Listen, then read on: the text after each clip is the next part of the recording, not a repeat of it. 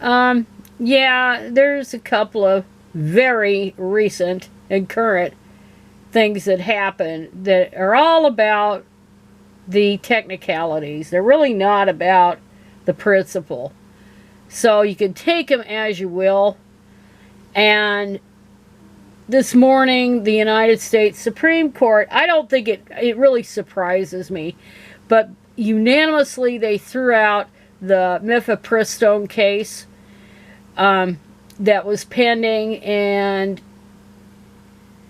however, it was all on the basis of standing. So these doctors that sued to try to get mifepristone off the market or turn back the rules back to the 2016 rules, as I think the Fifth Circuit did. Well, they just they didn't really address that. The High Court was looking at standing. These doctors didn't have a case to begin with. But you could bet your ass that somewhere those anti-abortion nutters are looking at something. Somehow they could get this thing taken off the market. And actually, you know, all they have to do is get Trump back in there another term, and he can order the FDA to withdraw it or whatever. They'll find ways around it.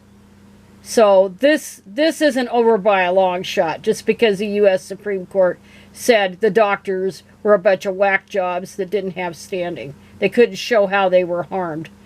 And but you can never trust this high court, and the fact that it's an election year. It's an election year, they figure, at least the partisan, the right-wing majority, the Leonard Leo majority, they figure, well, this isn't going to hurt Republicans so much because we put this now on the back burner. But the issue ain't dead, folks, because you elect that damn Orange Menace in there, you put him in there again, and he's going to do whatever the whack jobs want him to do. And that's why the Christian nationalists back him. They don't think they know he's what he is. They all know he's crooked. They all know he's incompetent. They all know he's probably demented, having dementia and whatever. They all know this stuff. But it doesn't matter because he's a puppet for what they really want, and the people he would put in there, what they would want. And that Project 2025 should scare the goddamn shit out of you. And Trump shouldn't even have a chance, because he alluded to the idea of, and Keith Olbermann talked about it the other day, about mandatory national service for both young men and women. And you know what that means? A draft. And that'll kill him off if Biden and company hold his feet to the fire. And there's a debate coming up if old Trump shows up. And then, of course, there was that. So we know that was a technicality. And there was also a technicality about Liar Thomas. And he will not be in the Olympics. Thank God. And, well, if they ruled against our favorite cheater, Caster Semenya, who whined about how he was a woman and all this shit, that he was an intersex and all this other shit, and everybody knew he was a man. If they can keep him out, they're sure shit aren't going to let this cross-dresser cheater in. They're not going to do it. So anyway, the cheater failed in his challenge against rules that stop him from competing in women's races because judges ruled he did not have standing to bring the case. He couldn't prove that he was harmed.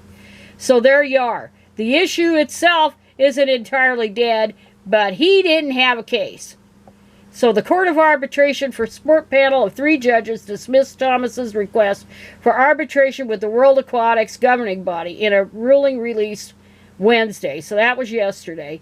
World Aquatics banned men who have been through from competing in women's races. It also created an open category for which these cross-dressers and these cheats would be eligible. Well, the men's category has always historically been an open category, but few women take advantage of it for obvious physical differences. Thomas called it deeply disappointing in a statement provided by his legal team. Blanket bans preventing men from competing are discriminatory. Now, never mind they discriminate against women by preventing women from competing who would otherwise compete. And deprive us of valuable athletic opportunities that are central to our identities. Can anybody believe this shit? He wanted to cheat because he couldn't cut it against the males. He was like 400 and something out of a huge list of dudes. And I don't know if that was collegiate or at his college, but he was way down the standings. He couldn't even create a blip. And then, oh my God, I identify as a woman. And all of a sudden, and then he was winning record after record, or tying records against people like Riley Gaines, and taking her trophy that she should have had. And then, of course, alienating everybody. If any good came out of old liar Thomas, Will Thomas, it's that he showed the world what these guys really are. It's all about the cheating. When they can't cut it. It gives them a second chance. But it isn't right.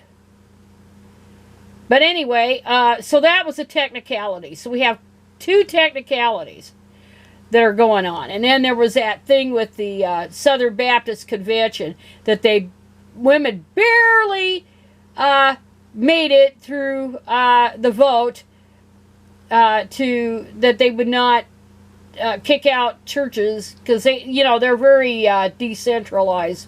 Historically, they've been any of them that allowed women to be in pastors or any of that kind of stuff, and so they barely did. Women barely prevailed on that, but it isn't going to stop these jerks.